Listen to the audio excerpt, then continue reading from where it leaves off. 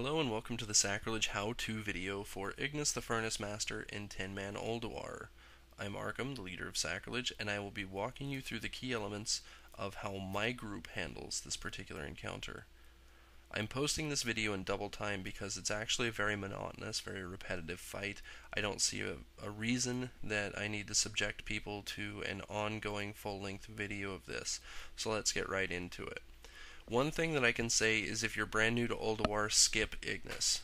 You don't want to mess with him early on unless you're taking in a lot of DPS. Unless you can post some really serious numbers, this guy is probably not going to be one of your primary targets early on in your Ulduar experience. The main elements that you need to be aware of are, you need to understand the mechanics of the flame jets. When the flame jets are coming, anyone who casts needs to stop. If you are in a cast and the flame jet goes off, you are locked out of whatever school of magic you are casting for 8 seconds. Healers late into the fight where the damage is very severe, that's going to wipe the raid. You have to be aware of what's going on with your flame jets. The way that we do this is the simple tank and spank method. It's the hold and burn.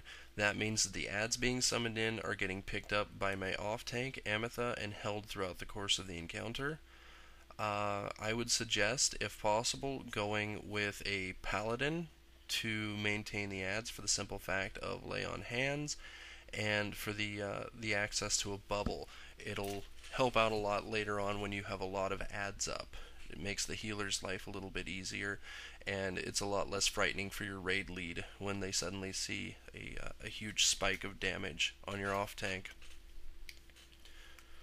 The Scorch is not really anything that you need to have in play since you're just holding the adds, so have a hunter misdirect the boss to your main tank when your main tank is standing in the water, as I had Tundra Yeti, my hunter, do for me.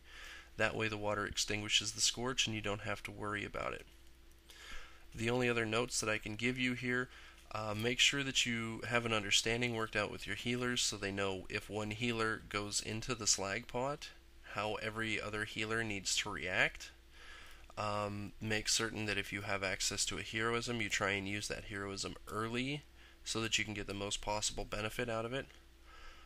Every time a cooldown comes off of cooldown, you use it.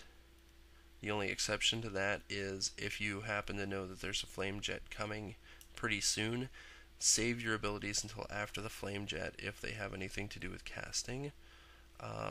That way you can get the most maximum use out of them. And if you have access to totems later on in the fight, it's good to drop the shielding totem to give your tank a little extra armor.